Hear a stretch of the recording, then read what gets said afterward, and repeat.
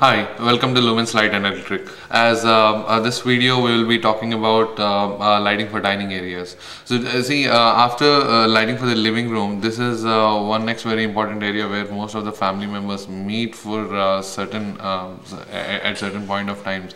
So we make sure that the lighting is really bright. At the same time, they don't hit the eye, and also very subtle. I mean, it can be controlled. So we will tell you several parameters in selecting the dining lighting. So the lighting we divide into three different aspects. One is the general lighting, one is the accent lighting, and another is the indirect lighting.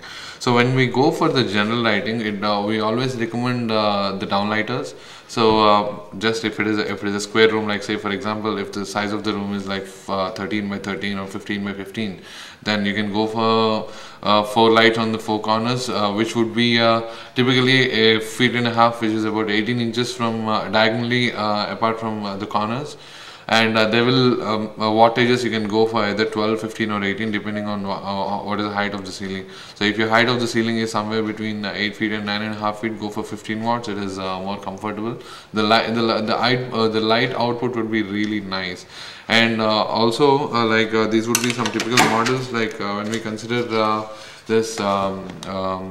dining area lighting, go for this is the general lighting. This is the downlighters, which come in either square or you can have them in circles also. So go for either 15 or 18 watts or 12 watts. You can go for 12 watts, but you have to have the secondary lighting. Secondary lighting in the sense you either mix with another accent lighting or the core lighting. So after we're done with the general lighting, you have an option for spotlights, where the spotlights can go very well with your accents. Maybe some wall portrait on your walls, or something in the cupboard. So you can go for cupboard lighting with these small MR16s. These come in 1 watts, 3 watts, 7 watts and 10 watts. So ideally, if it is a residence, go for 3 watts. 3 watts will be more comfortable. Very subtle light. It won't be very high also. And this gives very nice light output. And go for warm colors in this one. So also in the downlighters, we have an option if food looks really good in natural white and warm white colors, because the color rendering index of the LEDs in warm white and natural white is quite high, which means the food looks very appealing. So that's a choice to the customer. And then as we're done with the spotlight, so you can either go with the wall accents, cupboard lighting and all. And the third option would be the indirect lighting. So this is the one which we discussed for the living rooms also. So this is a rigid light bar. This does exactly the same as what this flexible strip does, but it is quite more reliable. So this is very good for indirect lighting. So when we give 3 modes of lighting, which is your general, and then your accent lighting, and then your core lighting, we recommend our customers to go for different colors. Like if we go for natural white or pure white in your downlighters, go for warm white in your core lights and your spotlights. So that would be a very ideal combination. And also the next part would be the decorative lights.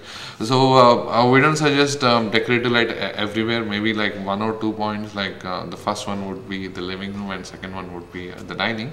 Yeah, if you have a nice suspended pendant light exactly above the dining table, it looks amazing. But it depends on how you're planning the ceiling. If you have a fan which is above your ceiling, I mean in the center, then you can obviously avoid that.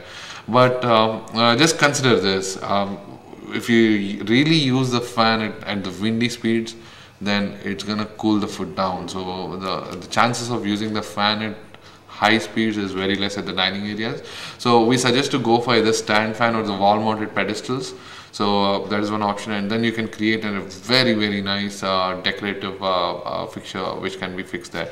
So so the details of all your general lighting, accent lighting, your core lighting, and then your decorative lights are given in the link for this video below. So for any further queries or any more information that you want regarding the lighting for dining areas, you can send an email to me, or just call to the number given below. Thank you.